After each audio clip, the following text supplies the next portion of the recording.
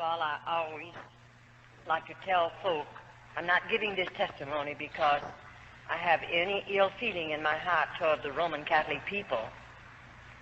I couldn't be a Christian if I still had bitterness in my heart. God delivered me from all bitterness and strife and delivered me out of all of that one day and made himself real to me in the power of the Holy Spirit.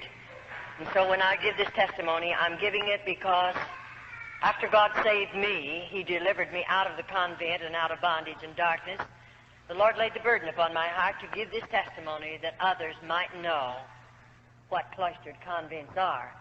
And so as you listen carefully this afternoon, I trust I'll not say one thing that will leave any feeling in your heart whatsoever that I don't carry a burden for the Roman Catholic people.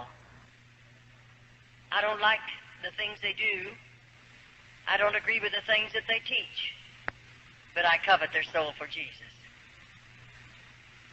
I'm interested in their souls. I believe Jesus went to Calvary. He died that you and I might know him. And their souls are just as precious as your soul and my soul. So I'm interested. First of all, as we slip into this testimony, having been born in Roman Catholicism, not knowing anything else, not knowing the Word of God because we didn't have a Bible in our home, we had never heard anything about this wonderful plan of salvation. And so naturally I grew up in that Roman Catholic home as a child, knowing only the catechism, knowing only the teaching of the Roman Catholic Church. And because I loved the Lord, and because I wanted to do something for him, I wanted to give him my life, I didn't know of any other way for a Roman Catholic girl to give her life to God other than entering a convent. And through going to the confessional box where, naturally, I'm under the influence of my father confessor, the Roman Catholic priest, his influence over my life, one day I made up my mind, through his influence and one of my teachers in the parochial school, that I wanted to be a little sister. At that time I thought of being a sister of the open order. But as I went on into this, up until the time I took my white veil, 16 and a half years of age, everything was beautiful. I really didn't have any fear in my heart whatsoever. Everything was taught to me was seemingly along the line that I had been taught in the church before I entered a convent. And so one day, after making up my mind to enter a convent, I remember that particular day, two of the sisters came home with me from school. They were my teachers. And when we arrived at my father's home that afternoon, our father confessor was in the home likewise. I often say when I was a little girl, children were seen and not heard. You didn't talk when you was a child, at least you didn't in my family, in my home, unless you were spoken to. And I remember I listened to them carry on a conversation, and then I moved over close enough to my father to ask him if I could say something. That was a bit out of the ordinary, and he permitted me to talk. And I said, Dad, I want to go into a convent. And I'll tell you, that priest took it up quickly. They had already been influencing me. And my father broke down and began to cry, not because he's sad, but he's very happy. My mother came over and took me in her arms, and she too wept tears. She was very happy. Those were not tears of sadness, because I think her little girl was giving her life to the convent to pray for lost humanity. And naturally my family were very thrilled about it, and I was too. But anyway, I didn't go for about a year after that, and then the time come when I got myself ready, and my mother prepared things for me, and so I entered the convent. They took me, and we didn't have a place close enough to my father and mother's home, so I think they took me around 1,000 miles away from home, where I entered a convent boarding school. I liked about 3 months being 13 years of age, just a little girl. I look back on it now and think, my, homesick, I was so homesick. Why, my mother and daddy, they stayed 3 days with me, and when they left, I became so homesick naturally. Why shouldn't I? Just a baby away from home. And when I was a little girl, you know, I had never spent a night away from my mother. And I surely had never gone any place without my family. And naturally, there was a close tie in our family, and I was very lonely and very homesick. But I'll never forget after Dad and Mother told me goodbye, and I knew they were traveling a long distance away from me. And I had never realized in my heart I'll never see them again. Naturally, I hadn't planned it like that because I planned to be a sister of the open order. But if you listen carefully to this portion of the testimony, then you'll understand just why I'm saying some of the things that I say. Now, oftentimes we say the priest selects his material through the confessional box, because at 7 years of age, I went to confessional. 7 years of age, I would always, when I come into the church, first I'd slip over at the feet of the crucifix, rather the Virgin Mary, and then over at the feet of the crucifix, and I'd ask the Virgin Mary to help me make a good confession, because I was a child and my heart was honest, and I knew the priest had taught us to always make a good confession, keep nothing back, tell everything if I expected absolution from any sin that I might have committed. And so I would ask the Virgin Mary to help me make a good confession. I would ask then Jesus to help me make a good confession. And you know, I'll assure you, after I lived in the convent for a short period of time, now I had to go on with my schooling. I just finished the 8th grade, and they promised me to give me a high school education, some college education. But I didn't get much college. I got mostly just high school training, and they gave that to me all right. I took it under some terrible difficulties and strains and all of that, and it was rather difficult. But they gave it to me, for which I appreciate very, very much. But I'll assure you, after they put me through the crucial training that we must go through to become just a little novitiate entering a convent, the training is really, it's outstanding as far as a nun is concerned, and you know what it's all about after you've been in there for a little while. So now I've entered the convent, and for just a few minutes we want to tell you just a little bit how we live, what we eat, how we sleep. If I take you into the convent and tell you those things, you'll understand a little bit more about my testimony. First, as I entered the convent as a small child, I went on to school, but I was being trained. But the day came, possibly I was 14 and a half, when the Mother Superior began to tell me about the white veil. And I didn't know too much about it. But taking the white veil, they told me that I would become the spouse or the bride of Jesus Christ. There would be a ceremony, and I would be dressed in a wedding garment. And on this particular morning, they told me at 9 o'clock, they would dress me up in a wedding garment. Now, you're wondering where that come from and how they get the wedding clothes for the little nuns. The Mother Superior sits down and writes a letter to my father and tells him how much money she wants. And then whatever she asks, my father sends it, and the little buying sister, goes out and buys the material, and the wedding gown is made by the nuns of the cloister. I'm still open order now. And, of course, whatever she asks, now you say, did you spend all the money for the wedding gown? Well, of course, we don't know these things in the very beginning of our testimony, but after we live in a convent for a little while, we learn to know they could ask my father for $100, and he'd send it. And they wouldn't use maybe a third of that for the wedding garment, but they would keep the rest of it. And my father would never know the difference, neither did I, until I lived in the convent for a period of time, and I had to make some of the wedding clothes, and then I knew the value of them and what they cost, and I knew of the money that came in because I was one of the older nuns. Well, all right, the time came, of course, when I walked down that aisle, and I was dressed in a wedding garment. Now, you know, in the convent, I used to walk the 14 stations of the cross, the 14 steps that Jesus carried across to Calvary. But after I had made up my mind to take the white veil, never again did I walk. I wanted to be worthy. I wanted to be holy enough to become the spouse or the bride of Jesus Christ. And so I would get out on my knees and crawl the 14 stations. It's quite a distance. But I crawled them every Friday morning. I felt it would make me holy. I felt it would draw me closer to God. It would make me worthy of the step that I was going to take, and that's what I wanted more than anything in the world. I would like to impress on your hearts, every little girl that enters the convent that I know anything about, that child has a desire to live for God. That child has a desire to give her heart, mind, and soul to God. Now, many, many people make this remark, and we hear it from various types of folk who say only bad women go into convents. That isn't true. There are movie stars who go into convents, and they've lived out in the world. No doubt they are sinners and all of that. But they go in when they're women. They know what they're doing. And they go in only because the Roman Catholic Church is going to receive not only thousands, but yea, it'll run up into the millions of dollars. And they don't mind who they take in if they can get a lot of money out of that individual.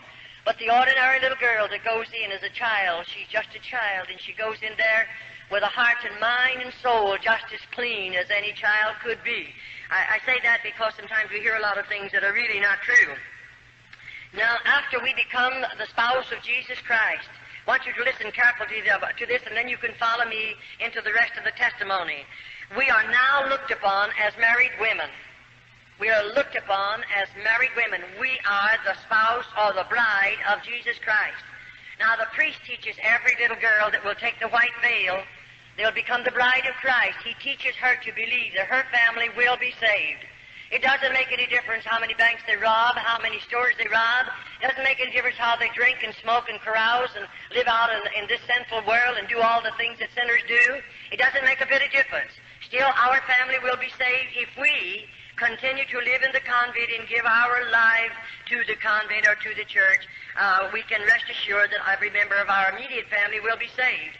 And you know, there are many of little children that are influenced and enticed to go into convents because we realize it is a salvation for our families. And sometimes, even Roman Catholic families, the children grow up and leave the Roman Catholic Church and go out into the deepest of sin. And so every little girl that enters a convent is hoping by her sacrificing so much, home and loved ones, mother and daddy, everything that a child loves, her family will be saved regardless of what sins they commit. And of course, we're children and our minds are immature and we don't know any better. And it's so easy to instill things like this into the hearts and minds of little children. And the priest is he's really good at it. And of course, we look upon our priest, our father confessor. I looked upon him as God. He's the only God I knew anything about. And to me, he was infallible. I didn't think he could sin. I didn't think that he would lie. I didn't think that he ever made a mistake. I looked upon him as the holiest of holy because I didn't know a God, but I did know the Roman Catholic priest.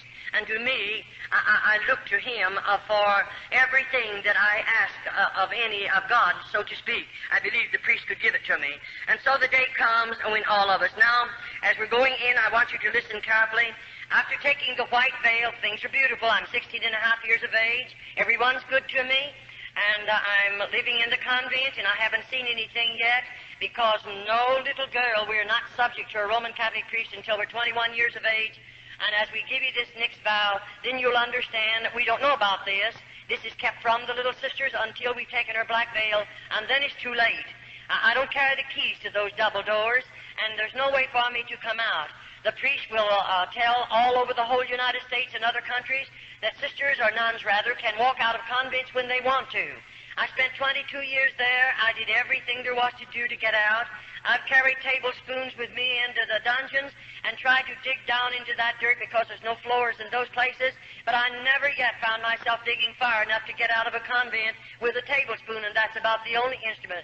Because when we're using the spade, and we do have to do hard, heavy work, when we use a spade, we're being guarded, we're being watched by two older nuns, and they're going to report on us, and I'll assure you, you're not going to try to dig out with a spade, and you wouldn't get very far anyway, because they made those convents or built those convents so little nuns cannot escape. That was their purpose in building them as they build them. And there's no way for us to get out unless God makes a way, but I believe God's making a way for numbers of little girls after they come out of the convents. All right, and now when the time comes, I think I was 18 when the mother began talking to me. Now, I planned to come out, see, after my white veil. I wanted to be a little nursing sister in the Roman Church. But the Mother Superior, I suppose she was watching my life. I suppose she realized I had much endurance. I had a strong body. And I believe the woman was watching me because one day she asked me to come into her office and she began to tell me, Charlotte, you have a strong body. And she said, I believe you have the possibilities of making a good nun, a cloister nun. I believe you're the type that would be willing to give up home, give up mother and daddy, give up everything you love out in the world, so to speak, and hide yourself away behind convent doors. Because I believe you're the kind who would hide back there and be willing to sacrifice and live in crucial poverty that you might pray for lost humanity. She said, I believe you're the kind to be willing to suffer because we are taught to believe as nuns that as we suffer, our loved ones and your loved ones that are already in a priest purgatory will be delivered from purgatory sooner because of our suffering. She knew I was willing to suffer. I didn't murmur. I didn't complain. She knew all of that, and she's watching my life, and that's the reason she began to tell me about the black veil. And then, of course, you know, I didn't know too much about a cloistered nun. I didn't know their life. I didn't know how they live. I didn't know what they'd done. But, you know, this woman proceeded to tell me. Now, I hear a lot of people try to tell me in the various places that we travel and go. I hear a lot of Roman Catholics try to tell me I've been in so many cloisters. I know all about them. But, you know, a Roman Catholic can lie to you, and they don't have to go to confession and tell the priest about the lie that they told because they're lying to protect their faith.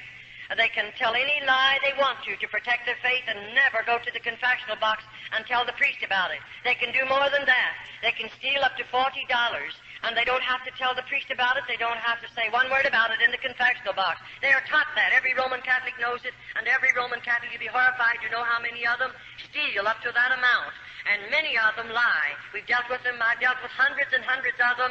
I've seen good many of them fall into the altar and cry out to God to save them. And you know, before they're saved, they look into my face and hold my hand and lie to me. But after God gets a hold of their heart, then they want to make right what they've told me because they realize they've lied about it. But as long as they're Roman Catholic, they're committed to lie, and it's the saddest thing, and you can't expect them to know God because God does not condone sin. I don't care who you are, but I don't believe God condones sin. And I don't believe He's going to condone it in the Roman Catholic people, even though they're being misled and they're being blinded and led in the ways that's going to lead them into a devil's hell. I believe that with all of my heart because I've lived in a convent and know something about how those people live and what they do. Now the day comes. She told me, Charlotte, you'll have to be willing to spill your blood as Jesus shed His upon Calvary. She said you'll have to be willing to do penance, heavy penance. She said you'll have to be willing to live in crucial poverty. Now already I'm living in a bit of poverty, but I thought that was going to make me holier and draw me closer to God, and it would make me a better nun, and so I'm willing to live in that poverty. And then on this particular morning, she told me what I would be wearing. She said you'll spend 9 hours in a casket, and she explained a number of things to me. That's the most I knew about it, and I didn't find that out until I'd taken my white veil. And so on this particular morning, I'm 21 years of age, but 60 days previous to my being 21 years of age, I'm going to sign some papers that they placed in front of me, and those papers are this. I'm going to sign away every bit of inheritance that I might have received from my family after their death. Of course, I signed that over to the Roman Catholic Church, and oftentimes I say the Roman Catholic priests are enticing girls, not only their background, and not only their strong bodies, their strong minds and strong wills, but he's enticing girls where mothers and fathers have much property, and they are comfortably fixed to the material things of this life. Why? Because when that child enters the convent, they're going to get a portion of her money, of her father's money. And I often say, even salvation in the Roman Catholic Church is going to cost you plenty of money, more than you know anything about. And so they don't mind commercializing off of that child and the inheritance that would have come to her. And so on this particular morning, I told the Mother Spirit, give me a little while to think it over. She didn't make me do it. No one did. But I thought it over for a couple of years, and then one day I told her, I think I'm going to hide away behind the convent doors because I believed I could give more time to God. I could pray more. I maybe would be in a position where I could inflict more pain upon my body because we are taught to believe that God smiles down out of heaven as we do penance, whatever the suffering might be. And I didn't know any better because I often say, if you could only look into the hearts of little nuns, if you are a Christian, you would immediately cry out before God in behalf of those little girls, because to me we are heathens. It doesn't make any difference the amount of education we may have. We are still heathens. We know nothing about this lovely Christ, nothing about the plan of salvation, and we're living as hermits in the convent. And so on this particular morning, I come walking down an aisle again, similar to that, and may I say, the morning before, I can't go into it too deep because I never would be able to cover enough of it so you could understand it. But this morning, I'm walking down that aisle, but I don't have a wedding garment on. I have a funeral shroud. It's made of dark red velvet, and it's way down to the floor. And I'm walking down that aisle. Now, I know what I'm going to do. The casket is all ready-made by the nuns of the cloister, very rough boards, and it's sitting right out here. And I know when I come down there that I'll step in that casket and lay my body down, and I'm going to spend 9 hours in there. And 2 little nuns will come and cover me up with a heavy black cloth we call a heavy drape mortelle. And you know, it's so heavily incensed that I feel like I'll smother to death, and I have to stay there. Now I know when I come out of that casket, I'll never leave the convent again. I know I'll never see my mother and father again. I'll never go home again. I'll always live behind convent doors, and when I die, my body will be buried there. They told me that, so I knew it even before I done it. It's a great price to pay, and then to find out that convents are not religious orders as we were taught and as we were trained. It's quite a disappointment to a young girl that's given her life to God and willing to give up so much and sacrifice so much. I'll assure you it was a disappointment. And so after I spent those nights, you say, what you do while you lay in that casket? What do you think I did? I spilled every tear in my body. I remembered every lovely thing my mother done for me. I remembered her voice. I remembered the gathering around the table. I remembered the times when she would pray with us. I remember the things that she said to me. I remembered what a marvelous cook she was. Everything as a little girl growing up in that home, I remembered it, laying in that casket, knowing I'll never hear her voice again. I'll never see her face again. I'll never put my feet under her table again, enjoy her good cooking. I knew all that. And so maybe for 4 hours I spilled all the tears in my body because it was so hard. And I knew I'd get homesick. I knew I'd want to see her someday, but I gave it all up. What for? For the love of God. I thought I didn't know any better. And I'll assure you those were 9 long hours. And then I seemingly got a hold of myself and I thought, this, Charlotte, now you're going to make the best Carmelite nun, because everything I've ever done, even that I'm out of the convent, I do give my best. I try to give everything that I have in regardless what I might do. And so I did in the convent. I gave the best that I have. And I want to be the best nun that I could possibly be. And the Mother Superior knew that, and don't worry, the priest knew all about it too. Now I realize after I walk out of that casket or to come out of it, they're going to take me like this. Over here and right back here is a room. We call it the Mother Superior's room. Now, I've never been in that particular room, so I don't know what she has in there. But you know, when I walk in there this time, the Mother Superior sits me down in a straight-back, hard-bottom chair. And immediately then I'm going to take 3 vows of poverty, chastity, and obedience. And you know, as I take those vows, she opens a little place in the lobe of my ear and takes out a portion of blood, because I must sign every vow in my own blood. And after that happens, then I'm going to take the vow of poverty. Now, when I sign that vow, I sign it thus, and I'm willing to live in crucial poverty the balance of my life as long as I live. And what that poverty is like, of course, we don't know. And then my next vow, I'm going to vow of chastity. And you know, this vow, of course, you know what it means. I'm taught to believe that I'm married to Jesus Christ. I am His bride. I'll always remain a virgin. I'll never legally marry again in this world, because I have become the spouse of the bride of Jesus Christ. After the bishop married me to Christ, he placed the ring on my finger, and that meant I'm sealed to Christ. I'm married to Him, and I accepted it because I didn't know any better. And now here I am, taking a vow that I would always remain a virgin because I'm the bride of Christ. And I want you to listen carefully. And then, of course, my last vow of obedience.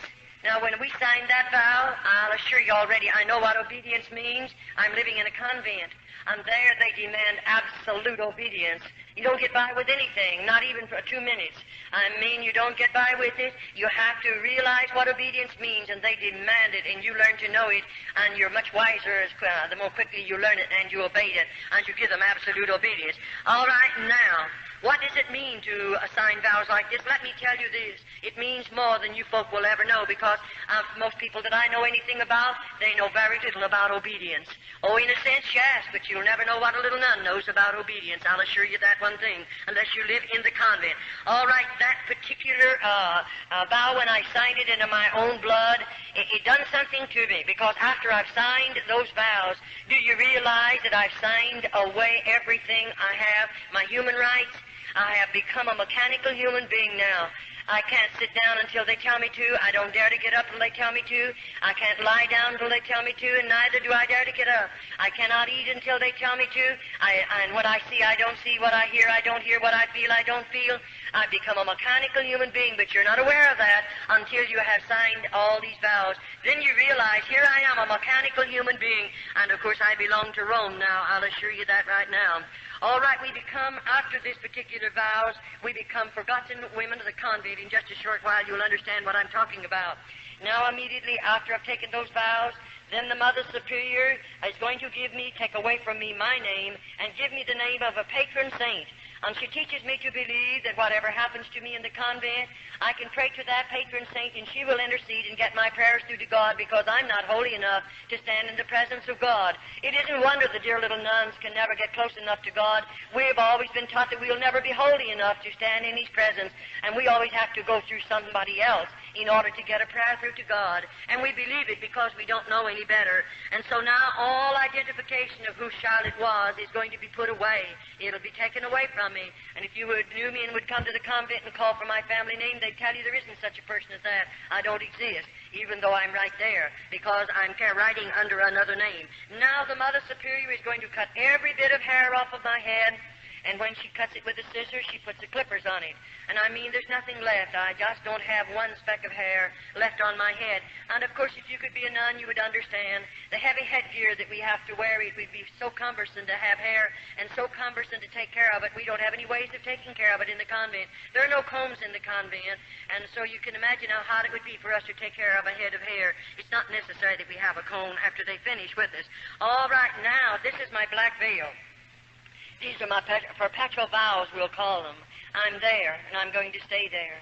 Now, you know, up until this time, I received a letter once a month from my family, and I wrote a letter out of the convent once a month to my family, even though when I'd write that letter, I'd no doubt they marked out a lot of it, because when I would receive a letter from my family, there was so much of it blacked out until there was no sense to the letter, and oh, I'd weep over those black marks. I was wondering what my mother was trying to say to me. Don't worry, you'll never get to know what she wanted to say to you, because they have blacked it out. And so it would break your hearts many, many times, and you're lonely anyway, because you have no friends in the convent. I'll assure you, even though there was 180 on my particular wing, not one of those nuns were my friend, and neither was I friend to them, because we are not allowed to be friends in the convent. We are all policemen or detectives watching each other. That's so we'll tell. And the little nun that finds something to tell on the other nuns, she stands in good favor with the Mother Superior. And then the mother teaches that nun to believe. When she stands in good favor with the Mother Superior, she's standing in good favor with God. And so that little nun, of course, will want that, and she'll tell a lot of things maybe that are not even true on the other little nuns. All right, now after all of this has transpired and all of this has happened, everything I have is gone. I've sold my soul for a mess of theological pottage, because not only are we destroyed in our bodies, many of us in our minds, and many of us, if we die in the convent, we've lost our soul. And so it's a serious thing. And I surely covet your prayers for little nuns behind cloistered convent doors. They'll never hear this gospel. They'll never know the Christ that you folk know today. They'll never pray to him as you people pray to him. They'll never feel his blessings as you people feel them. And so put them on your heart and pray for them. They surely need much prayer. All right, now, as I walk into that room and all of this is transpiring, now bless your hearts, I don't know what's going to be in the next room. After this has transpired and I've taken the vows that I will always remain a virgin, I'll never legally marry in this world because I'm the spouse of Christ. And then after this, the Mother Superior leads me out into another room, or rather she opens the door, and I'm to be sent into that room. And when I walk out in that room, I see something I have never seen before. I see a Roman Catholic priest dressed in a holy habit, and he walks over to me and locks his arm in my arm, which he had never done in the first part of my convent life. I never had a priest to insult me in any way. I never had one of them to be even unkind to me in the first part of my convent experience. But here he is now, and of course I didn't understand what it was all about. And I didn't know what in the world the man really expected of me. And you know, I pulled from him because I felt highly insulted. And I pulled from him and I said, "Shame on you." And it made him very angry for a minute. And he said, immediately, the Mother Superior must have heard my voice because she came out immediately. And she said, "Oh," and they called me by my church name. She said, "After you've been in the convent a little while, you won't feel this way. The rest of us felt the same way you do. And you know, the priest's body is sanctified. And therefore, it is not a sin for us to give the priest our bodies." In other words, they teach every little nun this. As the Holy Ghost placed the germ in Mary's womb, and Jesus Christ was born, so the priest is the Holy Ghost, and therefore it isn't a sin for us to bear his children. And let me tell you, that's what they come to the convent for. No other purpose in all of this world do priests come into the convent but to rob those precious little girls of their virtue. And I'll assure you, we'll be telling you a little later in the testimony just what they really do after they come in under those particular deals. But may I say, now every bridge has been burned out from under me. There's no way back. I can't get out of the convent even though I pled. Oh, how I pled with that priest. Send for my father. I want to go home. I don't want to go any farther. And let me tell you, that's when you stand alone and you don't know who to turn to, and you're a victim of circumstances, and you live in the convent because there is no other way to get out of the convent. And I'll assure you, I stayed in the convent until God made a way for me to come out. And so after all of this, now my mail will stop. I'll never receive another bit of mail from my family. Never another letter. I belong to the Pope. I belong to Rome. And then after all of this, the Mother Superior, after taking these particular vows, and the priest has invited me to go to the bridal chamber. You say, "Did you go?" "No." Definitely not. I didn't enter the convent to be a bad woman. It would have been much easier to stay out of the convent to be a bad woman. You wouldn't go into the convent and live in the poverty we live in and to suffer as we suffer to be a bad woman. No girl would do that. And it would have been much easier to stay out of the convent if I wanted to be a bad woman. But I went there to give my life and heart to God, and that was the only purpose I had in going there. And here this priest is, and of course I didn't go to the bridal chamber with him. I had a strong body then. One of us would have been wounded because I would have fought until the last drop of blood. And you know, it made them very, very angry, I'll assure you. But I didn't go to the bridal chamber with him. But now I'm going to have to go to penance the next morning. And of course this will be a heavier penance because of what I've done already. And when the Mother Superior says we're going to do penance the next morning, I'm going to be initiated as a Carmelite nun. And I remember when she walked me down into that particular place, it was a dark room. I remember I lived above on the first floor until my black veil. After the black veil, they take me one story under the ground. And I lived from there on until God delivered me under the ground. I didn't live in the top part of this buildings at all. But you know, as we walked into this room, it's dark and it's very cold. And when we walked in, we came from back there somewhere. We come walking toward the front, and I walked along beside the Mother Superior. And when I got near the front, I saw those little candles burning. Anywhere in the convent, you'll find the 7 candles burning. And when I came a little closer, I saw the candles, but I couldn't see anything else, and I wondered, what's she going to do to me? That's the thing in our hearts, and we can't get away from it because we have fear. And when I come a little closer, I saw something lying on a board there. And you know, when I came real close, then I realized, here's a little nun lying on that board. I'll call it a cooling board because it was that. And just as long as her body, and there she was, and when I could see where the candles flickered down on her face, I realized that child is dead. And oh, I wanted so much to say, how did she die? Why is she here? How long do you keep her here? But you remember, I signed away every human right. And so I can't say one word, but I stood looking. Then the Mother Superior said, you stand vigil over this dead body for 1 hour. And at the end of the hour, a little bell is tapped, and another nun will come to relieve me. And may I say, I was advised every so many minutes, I have to walk out in the front of that little body and sprinkle holy water and ashes over the body and say, peace be unto you. And I did exactly what they told me to do. Oh, it was a terrible feeling. I'm not afraid of the dead. It's the live people we have to be very cautious about. And I wasn't afraid of that little dead nun, but oh, my heart ached for her. And, you know, after the bell tapped and I realized my hour's gone, the nun who comes to relieve us comes back here somewhere. And she, of course, we walk on our tiptoes. No noise is made in the convent. And when they don't speak, they just touch you. And, of course, my being down there with that little dead nun, and I was full of fear, when that girl laid a hand on my shoulder, I let out a scream, a horrible scream, from fear, just fear. And, you know, I didn't mean to do it. I didn't break that rule on purpose, but I was scared. And immediately, of course, I had to come before the Mother Superior, and that's when I first learned to know, one of the first times, about a dungeon. They didn't tell me there were dungeons in the convent, and she put me in such a dirty, dark place with no floor in it for 3 days and nights, and I didn't get any food and any water. And I'll assure you, I didn't scream anymore. I tried so hard not to break the rules of screaming, because there is a dungeon, and I know they'll put you in it. And let me tell you right now, it's not a nice place to be. After you've been in one of those places, you'll know what it feels like. All right now, I say this before I go any farther, that popery is a masterpiece of Satan.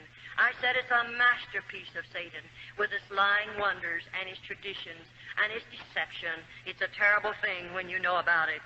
And so as I come down into this room, and she took me, let me look at this little girl, and that particular, if we call it a penance, is over. Now, the very next morning, she said again to me, Charlotte, you're going to do penance. Not the next morning, it was 3 days after, because I spent 3 days and nights in the dungeon. The next, fourth, fifth morning, whichever it was, she said, you're going to do penance. She took me down into another room, not the same room. And when we come walking down this time, I could see that big piece of wood, but I didn't know what it was. And when I came a little closer, there was a cross. It was made of heavy timber. I might say it was maybe 8 or 10 feet high, very heavy. And that cross was sitting on an incline like that. And she had me walk over here at the base of the cross, and she said, now strip your clothes off. And I took my clothes off. And then she made me, down to my waistline, then she made me drape my body over the foot of that cross. And she pulled my hands underneath and bound them to my feet. And then, you know, that's where I'm going to spill my blood. And she had not told me how, and neither could I ask how I would spill it. and she gave two little nuns that came with her a flagellation whip. It's, I might call it a bamboo pole. It's about this long. It's about that big around. And it has 6 straps on it about this long, and on the end of either of those straps there's a cross piece of sharp metal. And those little nuns, either was given one of these whips, and they stood on either side of the cross. Now, at the same time, those girls began whipping my body. And I mean, when that metal hit my body, it would break the hide, of course. It would cut into the flesh, and I spilled blood, and it was running down to the floor. That's my flagellation whipping. That is where I spill my blood, as Jesus shed his upon Calvary. And of course I'm human. It wounded. It hurt.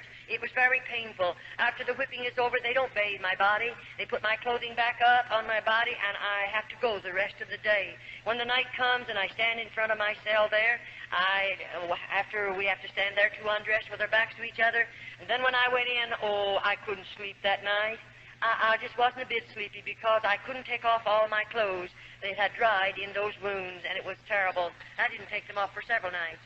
And I'll assure you, when I came before my food, I didn't want my cup of black coffee. In the morning, we get a cup of black coffee. They serve it the tin cup, and we can have no milk or no sugar of any type in it.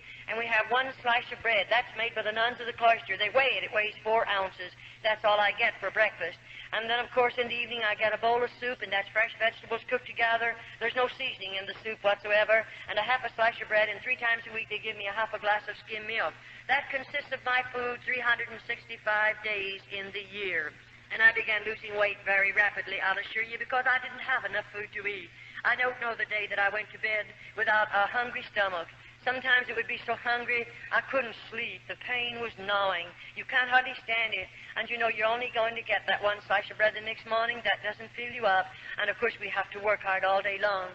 And I'll assure you, those little nuns, as I covet your prayers for them, they need your prayers in more ways than one, because you'll go to bed with a full stomach tonight. And you're very comfortable right now, but I'll assure you there's not one of them that's comfortable. They're hungry, and they're sick, and they're wounded, and they're hurt, and they're heartsick and homesick, and discouraged, and worst of all, seemingly they have no hope.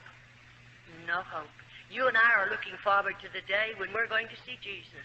They have no hope whatsoever, and I surely hope you don't forget to pray for them. All right, that was terrible, I'll assure you. And then in a few mornings after this, the Mother Spirit's taking me back for another initiation.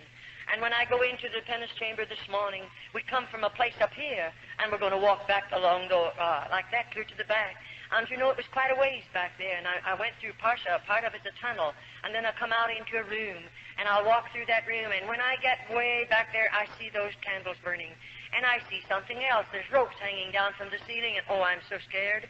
I wonder what the ropes are for, and what's she going to do? After these 2 penances, you began to have a lot of fear in your heart. And so I can't say anything, and I walked back there, and you know, I saw the ropes then real plain, what they're doing hanging down from that ceiling. Then she tells me, you go over there against the wall, about that close from the wall, and I have to stand sideways like this. Then she asked me to put up both of my thumbs, and I did. And then she pulled one rope down, and there's a metal band fastened securely, and she fastens that around the joint of my thumb. Then the other one comes down and fastens around this thumb. And there I'm standing like this, facing the wall, and then, you know, she comes over here to the end, and there's whatever you want to call it, she starts winding. And I start moving, and she's taking me right up in the air. And, you know, when she gets me so just my toes are on the floor, just on my tiptoes, she fastens it. And there I hang, and all the weight of my body is on my thumbs and on my toes. Not a word is said. No one speaks a word. And she walks out of that room and locks the door. If you know what it means to hear a key locking a door and know that I'm strung up there like that, you'll never know unless you're a nun. And when that woman walked out, I didn't know how long I'll stay there, how long that woman will leave me there. And you know, they didn't come to give me food. They brought me no water. And I thought, is this it? Am I going to die back here just like this? And within a few hours, you can imagine, I'm still a human being. My muscles began to scream out with the pain. I was suffering. And that woman let me hang, and nobody come near. And what good would it do for me to cry? You can spill every tear in your body. Nobody will hear you. There's no one there to care how many tears you spill. And so I just hung there. And finally, I began to I felt like I couldn't stand it. I'll surely die if they don't come and get me quickly. And I felt as if I was beginning to swell.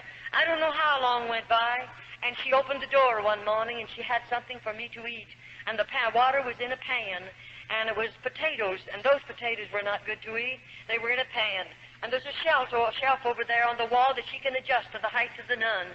And you know, she pulled it up. Now, I'm not against the wall. I'm about this far from it. But to get that food, she puts it there and said, "This is your food." And she walks out. Now, how am I going to get it? She didn't let my hands down. But this is what you'll learn. And you'll struggle to get it. I'm hungry. I mean, I'm so thirsty, I feel like I'm going mad. And to get it, I discovered that this hand goes high and this one will come down a little bit. And that'll keep right on going higher. As I lean, I have to reach higher with this one. This one will automatically let down. And to get that water and that food, I mean, I had to get it like the dogs and cats. And I lapped as much of it as I could because I'm so thirsty. And get those potatoes, I tried as hard as I could because I'm hungry. I mean, I'm hungry. And I got as much of it as I could naturally, but I was hungry. That's the way she fed me for a while, and then she released the bonds on my hands and on my feet. And I tell you, then I shouldn't have said on my feet. She didn't release the bonds. She let me hang there for 9 days and 9 nights. I'm almost got it mixed up with one of the other penances that I want to give to you. I hung 9 days and 9 nights in this position. And may I say, at the time come when I was so swollen here, and naturally I could see myself puffing out here. I felt like my eyes were coming out of my head. I felt like my arms, what part I could see of them right there, they were 2 or 3 sizes, their normal size. I felt like I was that way all over my body, and I was like a boil. I was in real suffering. And then on the 9th day, she comes in and she releases the bonds from my hands and my body and lets me down on the floor. Now, I go down, I can't walk. I'll assure you I didn't walk. I didn't walk for a long time. But you know what? There's 2 little nuns that carry me out. One gets under my feet and the other under my shoulders. And they carry me in the infirmary and lay me on a slab of wood. And there they cut the clothing from my body. And let me tell you right now, nobody but God will ever know. I'm covered with vermin and filth. Why, I'm hanging there in my own human filth. There are no toilet facilities. Right behind me is a stool. And they have running water in it, and the lid is down, and they have sharp nails driven through that lid. If I break my ropes and fall on that, I would suffer terribly. And this is the life of a little nun behind cloistered doors. After they've already deceived us, disillusioned us, and got us back there, then this is the life that we're living. And these are the things that we're going to have to do. And I'll assure you, it isn't anything funny. And then I remember as I lived on in that place, oh, let me tell you, in the morning, we have to get up out of our beds at 4:30 in the morning. The Mother Superior taps a bell, and that means 5 minutes to dress. And may I say to you folk, it's not 5.5 minutes. You better get that clothing on in 5 minutes. And I failed one time, and I had to be punished severely, but I never failed again in all the years in the convent. And you know, when we are finished dressing, then we're going to start marching, and we march by the Mother Superior. And that Mother Superior is going to appoint us to an office duty every morning. It might be scrubbing, it might be ironing, it might be washing, it might be doing some hard work, but I have to work 1 hour. Then we'll go in and gather around the table, and we'll find setting in front of us our tin cup full of coffee and our slice of bread. And then, of course, we have hard work to do. We have, I think there was 12 tubs in the convent that I lived in, and we wash on the old-fashioned washboard. We have the old sad iron that you heat on the stove. And you know, it wouldn't be so bad if we just had our own clothing in the convent, but the priests bring great bundles of clothing and put them in there because they can get them done for nothing, and we have to do that clothing on top of it. We work very, very hard, and they're not able to work because they don't have enough food to keep body, mind, and soul together. And those little girls are living under these particular circumstances. Well, I say we're women without a country, and I mean just exactly what I say, women without a country. Now we belong to the Pope. Anything they want to inflict upon my body, they can do it. And all the howling I do, if I should howl, it wouldn't make any difference because nobody's going to hear me. And they have no idea that I'll ever leave the convent. The plan is I'll die there and be buried there. Now you say, Charlotte, can you go into the convents? Any one of you folk can go into an open order convent, or a closed convent, into the speak room. And there is an outside chapel that you can walk into, of any that I know anything about. But you know, you just go in there and wander around to have some place to go, because you might meet something you're not expecting. If you go in there, you go prepared to take food to some little girl that's in there, and be sure that you know who you're taking it to. And when you go, as you walk up toward the front of the building like this, you'll see a bell, and you'll know what to do because it'll tell you. And you press a button there, and there'll be a gate swing out. It has about 3 shelves on it. And, of course, you've brought something for someone that you know in the convent. It might be the mother coming to visit her daughter. And you know, when that bell is tapped, the Mother Superior is back here behind a big black rail. Now, that's a big iron gate there, and there's heavy folds of black material clear across there. And you can't go back there. You'll never see the Mother Superior, but she'll answer you through the black rail. And you might say, I brought some homemade candy for my daughter, and you might ask the Mother Superior to let you speak to her. You can't see her, but you could speak to her. And you know, the mother will call that lovely little girl and call her out on the other side of the grail. Of course, you can't see her. And you know what? The mother will speak to her and say, honey, are you happy here? And that little nun will say, Mother, I'm very happy. You say, why did she say that? Well, bless your heart, don't you know the Mother Superior is standing there? And if we didn't say that after our mother is gone, then only God knows what the Mother Superior will do to the little nun. And so we must lie to our mother. And then the mother will say, do you have plenty to eat? And that little nun will answer and say, we have plenty to eat. But I'll tell you, that mother will go home. She'll prepare a lovely meal for the rest of the family. But if she could look in and see our table and see what her little girl is eating, if she could look into her little girl's eyes after she's been there 3 or 4 years, baby Jesus, and there's the crucifix, and then we have a prayer board. And by the way, I'll assure you folk that you'll never want to kneel on our prayer board. We kneel on it every day if we are able to walk under our own power.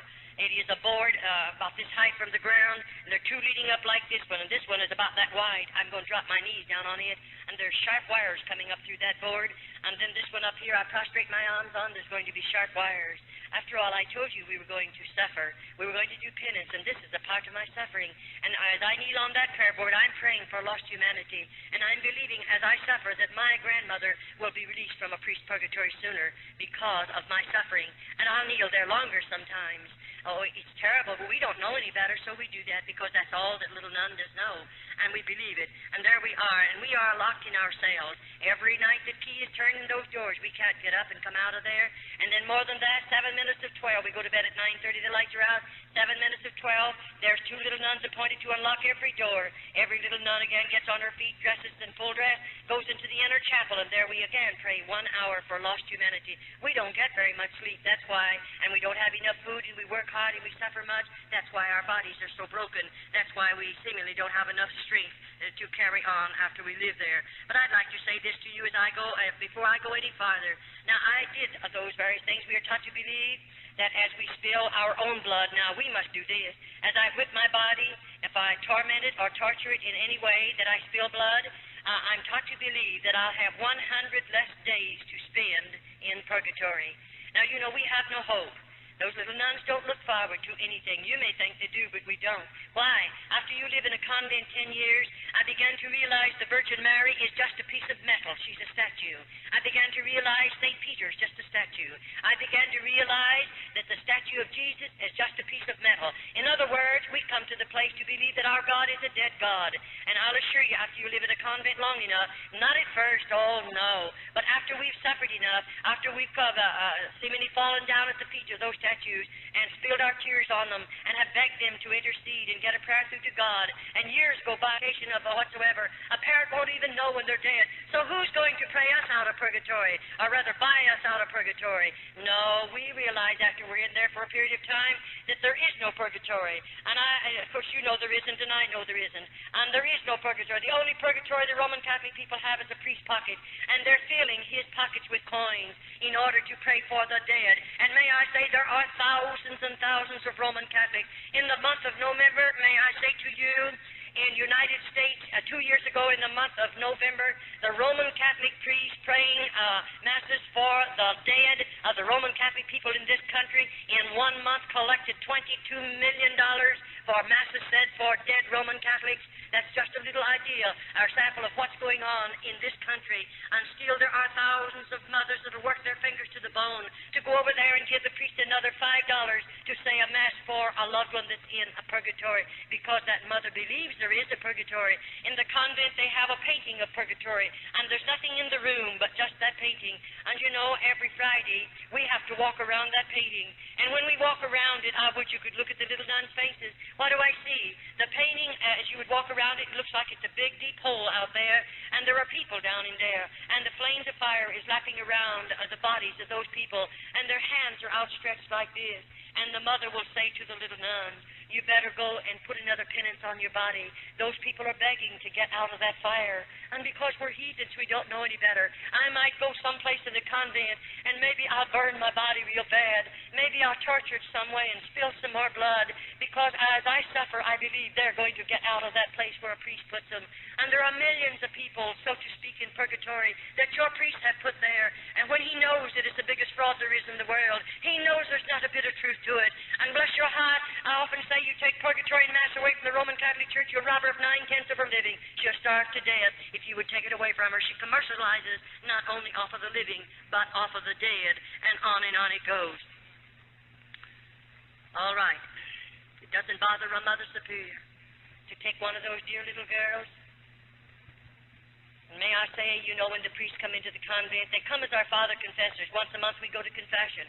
And we don't want to go, don't you worry. I many of the time have got in the very back row. I didn't want to go in there. I know who's out there. One of them, may not know the particular man, but I know he's a priest. And I know those priests. I certainly have seen them enough. I've lived there long enough. I certainly have had contact with every one of them, and I'll assure you this one thing. I don't trust one single one of those in the convent. Now, we're not telling you about every priest. I don't know all the priests.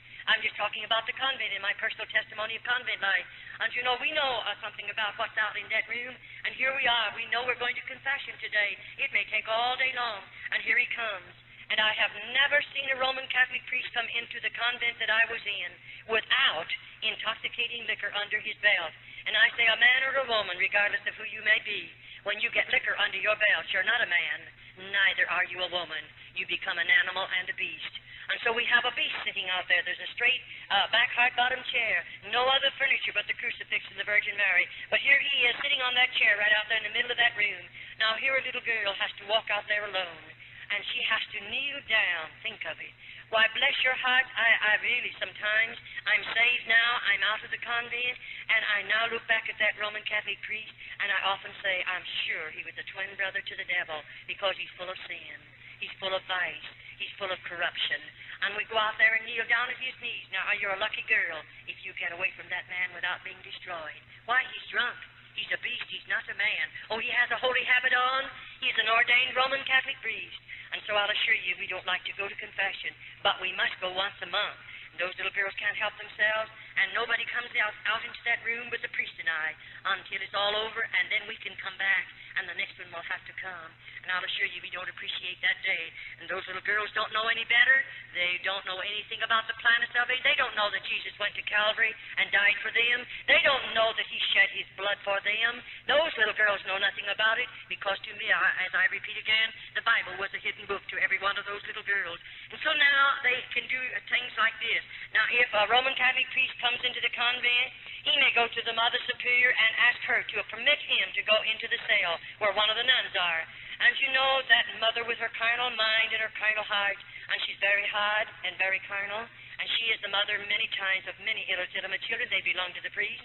And you know, she'll take that priest and he's drinking. She knows it. They bring liquor in with them. Sometimes some of the nuns will drink with them, and the mother usually drinks with them. And it's really a terrible place. It is not a religious order. It does not live up to that name whatsoever. But here she brings that priest into one of our cells.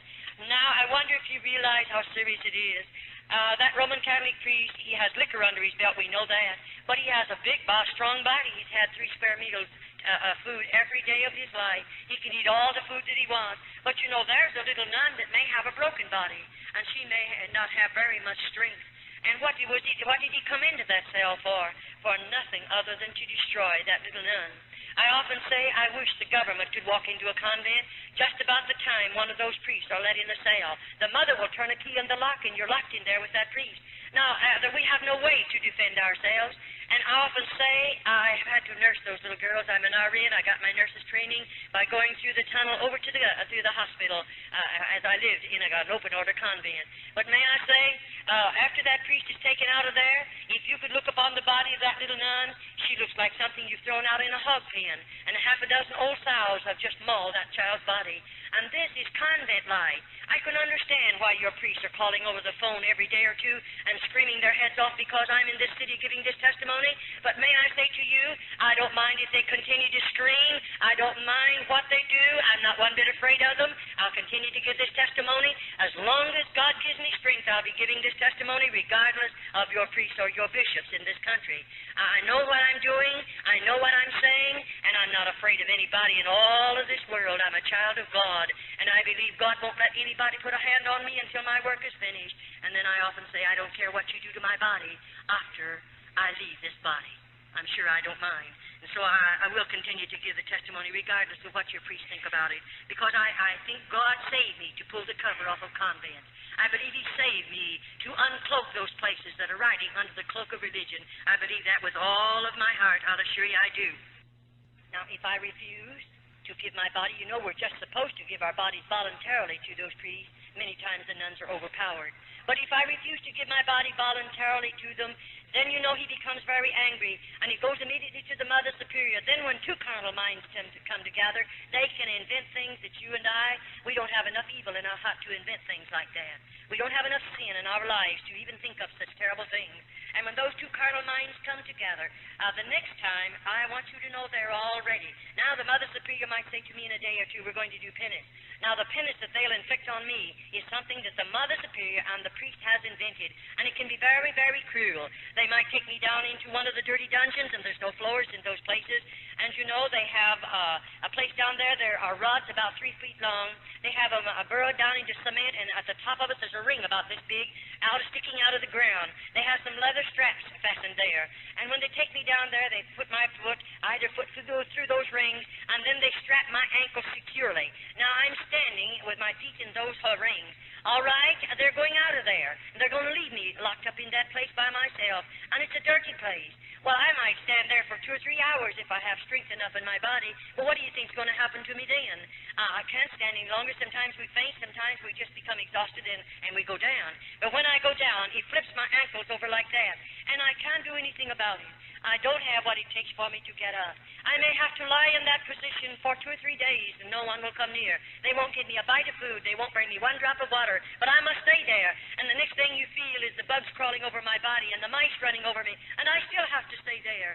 I can understand why they don't want me to uncover. They don't want the world to know these things are going on. No priest in this country wants it. And if he doesn't want the world to know it, then they better be pretty careful that nobody ever gets out of a convent after they spent a few years back there. But may I say again to you, my God, He is greater than all the outside forces. My God can reach His hand over into those convents, this country, any other country, and make a way for a girl to come out, and He won't have to ask the bishop to help him. He won't have to ask the priest to help him. But God can make a way for us to come out. I'll assure you that. Well, on it goes. Then sometimes the priests come and they get angry at us because we refuse to sin with them voluntarily. And you know, after all, the nuns' bodies are broken after we're there a while.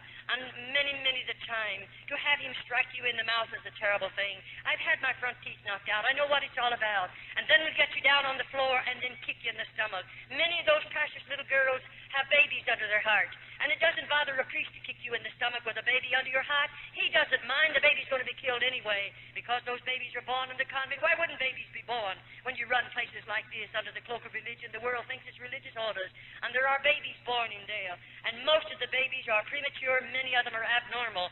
Very, very seldom do we ever see a normal baby. You say, Sister Charlotte, do you dare to say that? I most definitely do dare to say that. And I intend to keep on saying it. Why? I've delivered those babies with these hands. And what I've seen with my eyes and I've done with my hands, I just challenge the whole world to say it isn't true.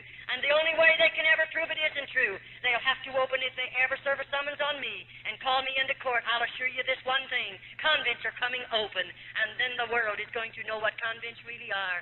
And they'll have to open them to vindicate my testimony, because I know what I'll do if they ever serve a summons on me. I've been before the highest laws we have in the United States. I know what I'm doing. I know what I can say, and I'm not one bit afraid to say it, because I've been a part of this. I've been connected with this system 22 years behind convent doors, and it is a terrible thing.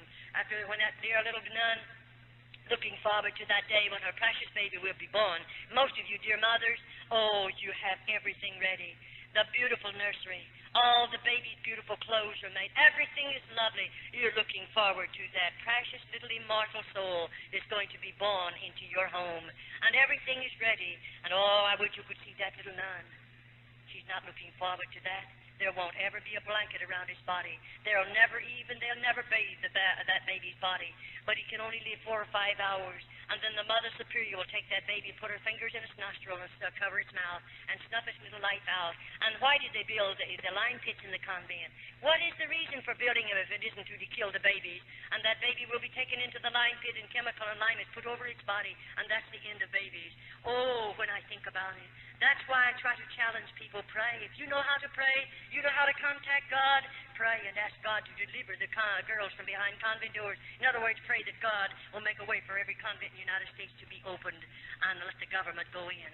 And when the government goes in, you won't have to worry. The convents will be open, the nuns will be taken out, and they'll be closed up, just as they opened the convents in Old Mexico in 1934. There are no convents in Old Mexico. Every cluster it is open, and they found all of the corruption back there, the lime pit. If any of you are taking a vacation, go over into Old Mexico. The government owns them. They're public museums. And go through the convent. Look with your own eyes. Touch with your own hands. And then come home and see if you believe my testimony. It'll stir every bit of red blood in your veins. I mean, it'll do something to you that nothing else has ever been able to do. Go through them and look at them. Go into the dungeons. Go into the tunnels. Go through the lime pit. Look at the stalls, rooms of stalls over there. And then ask the guides of where they come from. And go and see all of the devices of torture they placed upon the bodies of the little nuns. Go into their cells and look at their beds and see for yourself. Oh, yes, you can go. It'll cost you 25 cents to go through each one of them. You look at those things and see them for yourself and then come home, and maybe it'll give you a greater burden to pray for little girls that have been enticed behind convent doors by the hierarchy of the Roman Catholic Church. I wonder how you would feel if this was your child. And remember, I have a mother and daddy, or had one, and they love me just as much as you love your children. And when they let me go into the convent, I'm sure my mother and daddy didn't expect these things to happen because they didn't know. They never dreamed a convent was like this. But you know, I wonder how you'd feel if you could walk in someday and out there in this particular room. That floor is built for this purpose. There's a partition right out there, and there's just a little thing they can touch. It automatically opens. And you know, there's a deep hole underneath that floor. And this little nun has done something. I can't tell you what she's done, because I wasn't there when she done it. But she's done something, and to them it's very serious. And when they bring her to this particular place. Her little hands and feet are going to be bound securely. They're going to drop her in that horrible, horrible pit. And then they're going to put the boards back down. No one will ever know. Oh, there's plenty of chemical and lime down there. But you know, they don't do that. 6 little nuns have to walk around that hole. We'll chant as we walk around that hole. We don't want any evil spirits to come out into the convent, so we sprinkle holy water over that hole. Then we may walk for 6 hours, and then they'll appoint 6 more nuns. And on it goes until we hear the last moan, and that's the end of the little nun they place down there. No, she'll never be delivered from the convent. But does it bother you to know that that little nun will die and be lost? Does that bother you? It bothers me, because I didn't know Jesus. I couldn't tell her about God. I didn't know him myself. But it bothers me very, very much. But God won't hold me accountable. Her blood will not be on my hands because I didn't know the Lord and I couldn't tell her about it. And so on it goes. Then I wonder how you like to see it. Here we are, a body of those little nuns. On this particular morning, the Mother Superior might say this. We're all going to be lined up here, and I don't know what she's lining me up for. And then, you know, there might be 10 of us, there might be 15 of us, and then she'll tell us all to strip. And we have to take every stitch of our clothing off. We're certainly not anything beautiful to look at. Our eyes are back in our head, our cheeks are falling in, our bodies are wasted. God only knows what we look like because I never saw myself in 22 years. I didn't know I had gray hair. I didn't know I had lines in my face. I didn't know how old I was. I only found that out about 6 years ago. You know nothing about what you look like. And here we are lined up. And here comes 2 or 3 Roman Catholic priests with liquor under their belt. And there they're going to march in front of those nude girls and choose the girl they want to take to the cell with them. These are convents, clustered convents, not open orders. The priest can do anything he wants to and hide behind the cloak of religion. Then that same Roman Catholic priest will go back into the Roman Catholic churches, and there he'll say Mass. And there he'll go into the confessional box and make those poor people believe he can give them absolution from their sins. When he's full of sin, when he's full of corruption and vice, still he acts as their God. What a terrible thing it is. And on it goes, well, I live there. Now, all the time these things are going on, what do you think's happening inside of Charlotte? God love your hearts. I didn't know people could hold so much hatred and bitterness. And it went on and on and on. I was filled with bitterness and hatred. And I mean, it continued to build. I began in my heart to think, when I can get the Mother Superior in a certain place, I'll kill her. Isn't it awful to get murder in our hearts? I didn't go in the convent with a heart like that, nor a mind like that. But I began to plan murder in the convent. How I could kill her, how I could kill a Roman Catholic priest, and on it goes. And oh, I tell you, every time she did fix something awful on my body that I'd have to suffer so terribly, when I could think sensibly again, then I would begin to plan, how could I kill that woman? And on it goes. Well, after all, you can't help it. For instance, I wonder how you would feel. The Mother Superior, here she is, and she's going to sit me down in a chair. And you know, that chair is straight back, hard bottom, and I don't have any hair. She's going to take everything off my head. And you know, she's going to put my hands like this. They'll be out here in stalks. And I'm going to have to bend my head over like that in order to put the stalks across my neck. And I'm fastened securely. And over my head there is a faucet of water. And you know, there's a faucet of water just above my head, and my head's over. Now that mother's going to turn that water on, just a drop, and the drop will just come about this fast. It'll hit me right there on the back of my head. And you know, I can't move either way. I sat there 1 hour, 2 hours, 3 hours, 4 hours. What do you think's going on? I'm sitting there. I can't move. I'd do everything to get away from that drop of water in the same spot on my head. Why, God love your heart if you could look in. You'd see us frothing at the mouth. You'd see those little girls. They're trying so hard to move, to get away from that water. And they let us stay there sometimes 10 hours, all day long. Many, many times a little nun cracks up completely. She goes stark raving mad under this particular penance. What in the world do they do with her? I tell you in a few minutes. Don't you worry. They have a place for us after we go mad in the convent. They take care of us. They have places for the little nuns. There's places built down there for us. Well, on it goes. Well, you know, these things went on and went on and went on. And it was terrible. But, you know, I began to plan and plan and plan. After she's done something like that to me, it's terrible. One day, the Mother Superior took violently ill. You say, who would take her place? There are about 3, sometimes they have 4 older nuns, and they always pick the one that's hard, the one that seemingly is carnal, that one that has no conscience, to be a Mother Superior, and she works under this one. One day, if something happens to the main Mother Superior, another one will take her place, and on it goes. But you know, this particular day, they sent word to me. The Mother Superior, I was to come into her room. She's very sick. And quicker than lightning, I began to think, if I get in that Mother Superior's room, I know what I'll do. You know, after all, I'm a sinner. I'm a nun, but I'm a sinner. And I don't know God. And I have a lot of hatred in my heart. And I walk in that room. They have called in an outside Roman Catholic doctor. She's a very sick woman. And he has left all orders. And they left the medicine and everything. Now, I'm supposed to take care of her. And that was wonderful. And I do take care of her. All day long I did what they told me to do, what I'm supposed to do. And those particular tablets, I knew what they were, and I knew what they would do and what she was taking them for. But anyway, all day long I gave her her medicine. I done everything I'm supposed to. All evening long. Why? I want to be sure what I'm doing. What I do, I have to be careful. And you know, I waited until 1 o'clock in the morning. Why? Because every night those little nuns have to be gotten out of bed and go chant from 12 to 1, 7 minutes to 12 to 1. I thought I'll wait till all the nuns go back to bed, then I'm going to do something. And bless your hearts, after they were all back in their beds, I'll tell you what I did. I took 5 or 6 of those tablets. I was only supposed to take 1 in a half a glass of water ever so often and give it to her. But because of the type they were and what the type of tablet was, I knew what it would do. I put 6 of them in a glass of water and stirred them up. And I gave them to her. I knew she would go into convulsions that would twist her completely out of shape. I knew that woman would suffer 1,000,000 deaths within 25 minutes. I knew that.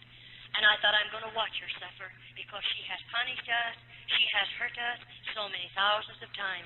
I'll watch her suffer. Isn't it terrible to think a child can live in a place like that long enough until she has the same kind of a heart almost the Mother Superior has? But that's what comes when sin gets in your life. And so I waited. You know, I gave them to her. And something happened to me. I got scared. And I looked at that woman, and she began to change color. And I couldn't find her pulse. I couldn't find her respiration. I was frightened. And I thought, oh, what shall I do? If they find her dead, only God knows what they'll do to me. I'll tell you what I did. I got that stomach pump as quick as I could. I pumped that woman's stomach. I massaged that woman. I done everything there was to do. And oh, thank God she didn't die. I said, I thank God. But you know, I sat down by the bed and held her hand and watched her carefully until the respiration came back normal, until her pulse was normal, and I felt she would live. And I thought of another thing. I'll do this then. I saw where her keys were hid in her shelf right there in her own room. So they're on a big chain or on a big ring, and I thought, I'm going to take those keys. I'm going down into that dungeon. When I say down, this is 2 stories under the ground. I'm going someplace where she's always wandered. It's a solid wall like that, and clear to the back end of that wall, there's one door, and it's heavy, and it's always locked. And I've heard her tell me scores of times, and I'm sure she has the others, don't ever try to go through that door. What in the world is over there? And why did she tell us that? We can't get through it. It's locked. But, I wondered what was back there. Because when they had me in the dungeon for a long time once, I heard screams under the ground. I heard such blood-curdling screams, and I knew there were some girls locked up somewhere. And so I'm going through there if I find a key. And so I got her keys, and I went into that particular place. And when I got back there, it took a while to do it. I want you to know, to find the key. But when it unlocked that door, I walked through that door, and I walked into a hall. The hall, I would say, was maybe 5 feet wide, maybe wider than that. That's just a guess. And anyway, on the other side of the hall, there were a number of cells over there, small rooms, and they had real heavy doors. And in those cells were little nuns. And when I went up to the first one, near the top of the door, there's a little place about this long, it's about that wide, and it has iron bars going across there. And I looked right into the face of a little nun that I knew, one that I'd sit across the table from, one that I've prayed with in the chapel. I knew that girl, and here she is, and they had chains and lock chains around either of her wrists and around her waistline. And I said, when did you have something to eat last? And no answer. How long you been here? No answer. I went down to the second, the third, the fourth, the fifth, and the stench was getting so bad I couldn't stand it. And those little girls would not talk. Why? I lived in the convent, a long time. And I don't care if I was 2 miles under the convent, way back there. We were working back there, and we'd whisper. The next day I'd have to suffer because the convents are wired. And the Mother Superior can hear every voice, every whisper, and then somebody tells. And you're in some serious trouble. And those nuns has been there long enough. What have they done? I don't know.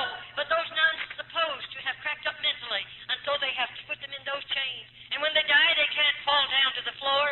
They're just dropping those chains and slump. When they go in there, they don't give them any more food. No more water. That's a slow death. And so as I saw all of that, I became so sick from the terrible stench because many of them are already dead. And I don't know how long they've been dead. I came out of there and walked back up to this room where the Mother Superior was, and she was lying there sleeping. And I watched her carefully, and she slept till the next day, long, long hours, and didn't waken. And when she did, she said, I've had a long sleep, and I said, yes. They let me take care of her for 3 days. And the 3rd day, I don't know. You say, did she ever find out you was down there? Well, not yet. I hope she didn't while I was there. But anyway, 3 days, they put me out in the kitchen. In other words, when we go to the kitchen, 6 of us go for a 6-week period. And this particular time, they put me out in the kitchen with 5 other little nuns. What am I there for? I'm doing the kitchen work. I'm going to do all the cooking that's done out there and take care of the work in the kitchen. And so when I went out in the kitchen, we have a long table back here, and it's a work table. And our vegetables will be prepared for the soup, and that's what we were doing, all 6 of us. And something happened. Our kitchen is a very large room, and a very long room, not as wide as it is long. And over at one end of it, you'll find over here the stair steps leading, about 4 of them leading down. Then there's a landing right there. Over there is a big, heavy outside door. But here there's a landing. Our garbage cans sit there. And right here is a stairway, cement one, leading down 1 story under the ground. Now, I'm up on 1st floor in this kitchen. All right, as I'm in there and we're there working, something happened. Somebody touched the garbage can. All my convent life, we are taught never to break silence. We don't dare to make noises in the convent. We are punished for them. And when something touched the garbage can, that's a noise. And who in the world? 6 of us, and we're all together. Who's touching the garbage can? I wheeled around, and they wheeled around, and we saw a man. And that man was picking up the full can, leaving an empty one. I've never seen that before. I've been in that convent for years, and in the kitchen, but I never saw anything like that happen. I believe God had his hand on me. With all my heart, I believe it. And you say, what happened? Well, we turned around quickly because to us it's a mortal sin to look upon a man other than a Roman Catholic priest. And we turned around quick and went to our work. But I thought, if that man comes back again to get another full can, I'm going to give him a note and I'm going to ask him if I can run out with him. But I didn't do that. But you know what I did? When we run out of something in the kitchen, there's a pencil hanging up there on a chain. And bless your heart, I have to, or whoever it is runs out, you have to write it on a tab. And of course, I stole a piece of paper off of a sack. And I thought I'll carry that little piece of paper in my skirt pocket. And every time I can get a hold of that pencil, I'm going to write a word or 2 on a note. And that's what I did. It took quite a while to do it. But I watched that garbage can. Every time I could take the garbage down there, I did it. And when it was just about full. And I thought the next evening, it'll be full when we put all the garbage in it. And so that afternoon I broke my crucifix and I laid it up on a shelf, and I had a hard time doing it because they're watching me. But I did it, and I laid it up on a shelf, and I did that to have a way to get back to that room, of course. And so when our dinner work is over, our supper dishes, everybody has to go out at the same time, and we march by the Mother Superior. And you know, when I marched by, I stopped and said, "Please, may I speak to you?" And I did. And I said, "Mother Superior, I broke my crucifix, and I left it in the kitchen. May I go for it?"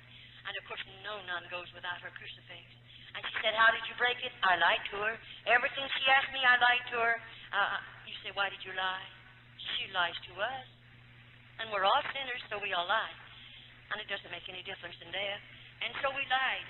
And I lied to her. And then finally she said, "You go get the crucifix and come right back." And that's all I wanted anyway. I have to have a reason. You can't go back to the kitchen after you've left it.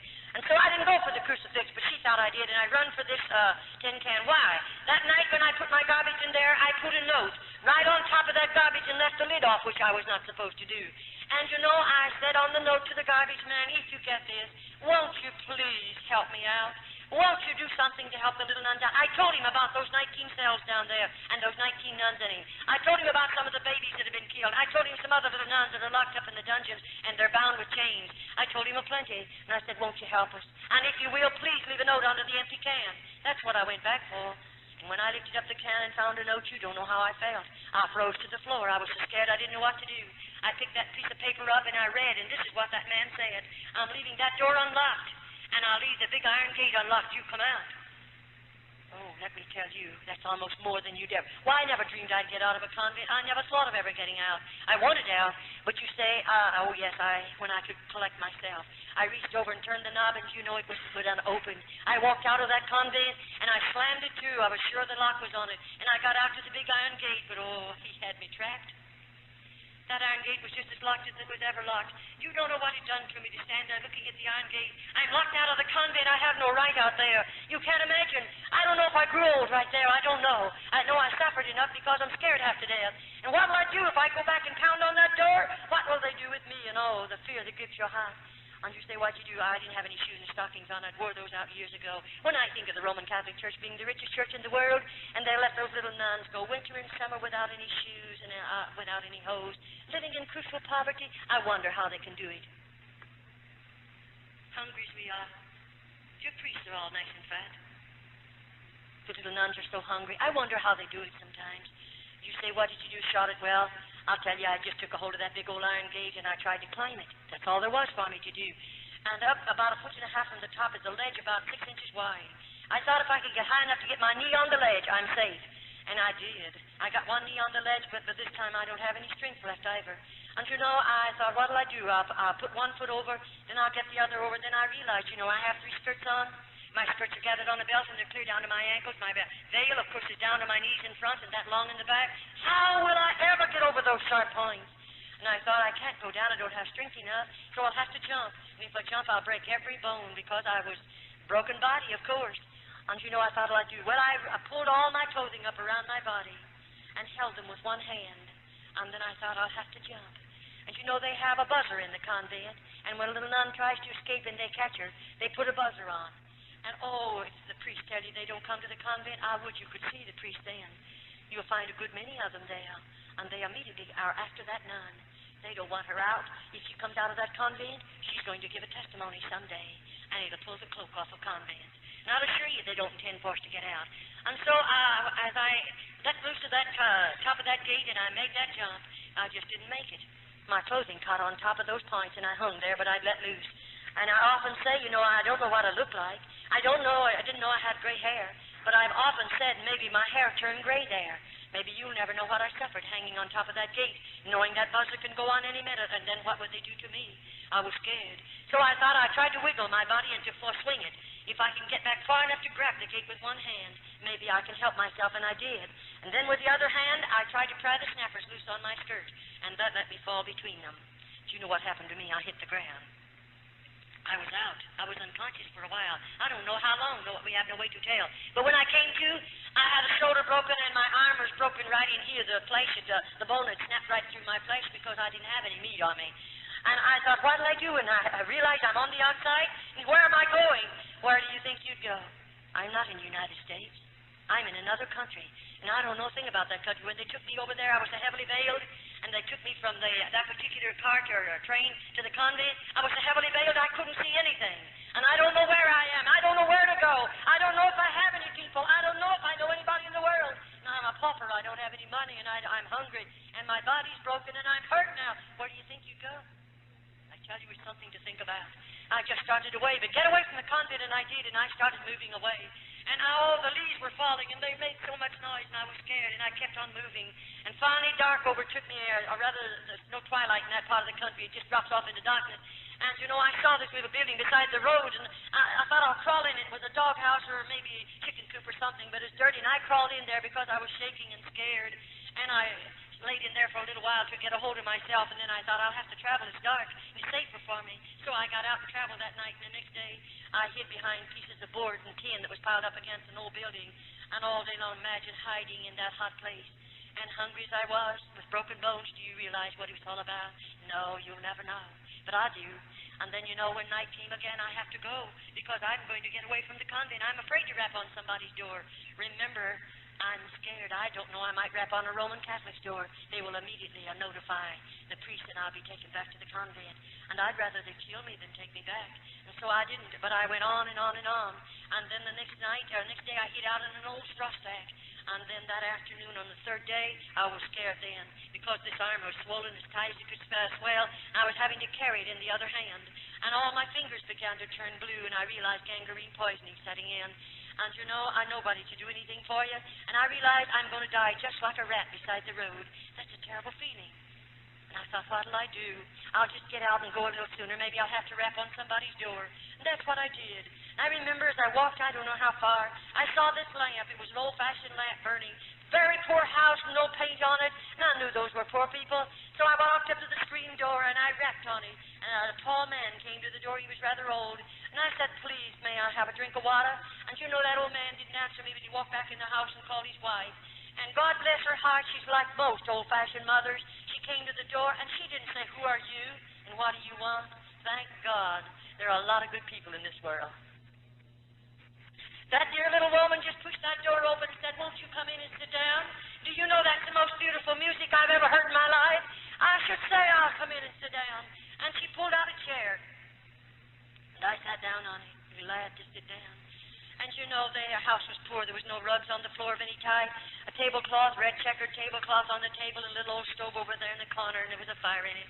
And that woman put some milk in a pan and heated and brought it over to me. And you know, I'm hungry. I don't have any manners. I forgot how to act. I forgot a lot of things in 22 years. And I grabbed that glass of milk all before she ever set it down, and I gobbled it down. I'm so hungry, I felt like I'm going stark mad. And I took it instantly, and the moment it touched my stomach, of course, I couldn't retain it. I lost it. I haven't had any whole milk in 22 years. You could understand why I couldn't take it. And she knew what to do. She went out in the kitchen, and she heated some water, or rather over to the stove and heated some water. And bless her heart, she put sugar in that water and brought it over to me. And she sat down and gave it to me from a spoon. I took every bit of it. Oh, it was good. It was nourishing. And then the daddy walked over by me and he said, now tell us who you are and where'd you come from. I began to cry. I was scared then. I said, I run away from the convent and I'm not going back. And he said, what happened to you? And my hand was laying upon the table. And I said, well, I tried to get over the gate and I fell and I'm hurt. And you know, he said, we'll have to call a doctor. And bless your sweet life. Then I really became hysterical. I got up from the table. I was going to run back outside, and they wouldn't let me. He said, wait a minute, we're not going to hurt you. You're hurt. You have to have help. I said, I don't have any money, and I don't have any people, and I can't pay a doctor bill. Of course, I was just in a terrible mess, if you want to know it. And that man said to me, I'm going after a doctor. He said, and he's not a Roman Catholic. Neither am I. That dear man didn't have a car, but he hitched up a horse and buggy, and he drove 9 miles to get a doctor. The doctor came out in his car, and when he got out to the place, he got there ahead of the man. And when the doctor walked in and walked around me, he just kept walking around me, and he was swearing. Maybe he didn't realize it was a terrible effect on me. When he stopped and looked at me, of course, he was mad. He was mad. Why was he mad? He was mad because he was looking at something that was supposed to be a human being. And I didn't even look like a human being. I was in such a horrible condition. But finally he calmed down. He came over to me and he said, I'll have to take you to the hospital tonight. Oh, I became hysterical. I said, I don't want to go. Please don't make me go. And then he sat down carefully and took my hands. And he began to say, I'm not going to hurt you. You have to have help. And I want to help you. That doctor took me into the hospital that night, and that's where I learned how much I weighed. He weighed me, and I weighed exactly 89 pounds. I weigh 178 right now. And then, they took me into surgery, and of course they tried to get the swelling and the inflammation out of my hand and arm that they might do something for me. It took about 12, 13 days. And then, of course, they had it, but this time it started to knit, and they had it all to break over again, put it in a cast. I did a lot of suffering. Well, one day a way was made for me to be released from the hospital. Who did they release me to? I begged to go out to those old people to stay with them, and they let me go because they'd been good to me, and I trusted them. And the doctor wanted to take me out to his home. I was in that hospital 3.5 months. And they took me out there, and I stayed for a period of time. And then one day, this same doctor, he wrote a letter, and you know what he sent in that letter? He sent a check. He told the people to go and buy me a suitcase and get me some clothing. He was coming for me on a certain day. He had told me, I'm going to find your people for me. That doctor's a stranger to me. But I thank God that he has men and women across this world, and those men and women are not so selfish that they won't use some of the money that God has allowed them to have to help that one that's less fortunate than they. He spent a lot of money on me. I was in that hospital 3.5 months, and I mean that there was a lot of money spent on me, but he paid the bill. How I appreciate it. And that dear doctor, they took me and bought my clothing for me and got my suitcase and everything was ready, and the day came when he came, and that doctor took me to the train, and he put me on a train in care of somebody, of course. He had found my people for me. I was on buses and trains and boats for a long time, and one day, after that, he had gotten my visa to get back into the United States, and I was always in charge of somebody because they wouldn't trust me to travel alone because of having lived under the ground so long. And one day, they called the name of the town where I was, or where my mother and daddy lived. And I knew where mother and daddy lived, and I got off of that train and run down to their home, 5 blocks from that depot, just a very small town. And when I rang the bell, my daddy come to the door, and I looked at his face. I didn't know him. And because I didn't know him, I said, do you know where my father lives? And he said, who are you, and what's your name? And I said my name, and I didn't give him my church name. I gave him my family name. And that man looked at me, and of course it was his name, and he said, Hooky, is this you? My father didn't know me, of course. It was my dad. That dear old man opened the door then and invited me in, and I said, Dad, is mother alive? Because I didn't know about her. And he took me back in to see her, and there she was. 7.5 years she'd laid there an invalid, a horrible, horrible invalid. And of course she didn't know me, and I didn't know her. Well, that very night I took violently sick, and they put me back in another hospital for another 3 months. But my father paid all of those bills. He reimbursed the doctor and paid the doctor in another country and paid the old people. He reimbursed them all. All of that was wonderful. Then, one day, after my body was strong enough, since I'm here in the United States, it took a long time, several years, I'm a nurse, and I took the examination to nurse. And you know what God did? He let a woman come into that particular hospital. It was a Roman Catholic hospital. This woman was a Church of God minister. She came in, and I thought, how strange.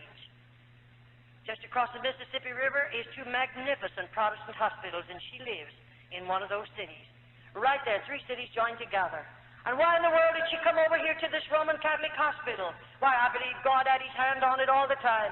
That woman came in, and the doctor said, I want you to special her case, and I went into that room to prepare that woman for the operating table. And I heard her praying.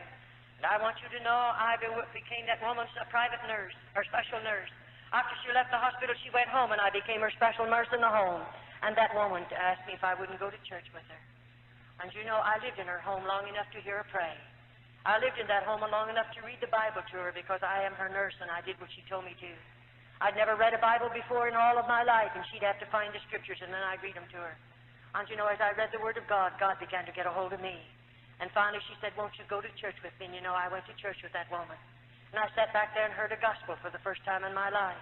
And I'll tell you, I went through 4 nights. And it was really beautiful. I've never heard anything like this.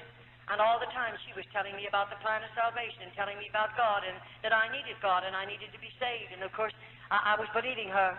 Do you know what I'd do every night? I'd go home from church with that woman. I'd say, you go to bed, but let me go to the basement. I'd lay my Bible down on a chair, and there I'd challenge God, and I'd say, God, did you hear what the preacher said? Did you hear it, God? And then I would tell God everything that I could remember the preacher said. And I said, God, you heard every word, didn't you? Now, if you're God, and the Bible is the Word of God, and God, you're real, I want what those people have. But if you're not God and the Word of God is not your word, then God, please don't give to me what those people have. Let me tell you, I challenge God. I put him to a test. God's not going to give you anything that's not of God. Don't you worry. And every night I've continued to do that 4 or 5 nights, and I didn't eat either. I couldn't sleep, and I'd lost my appetite, and I was losing a lot of weight.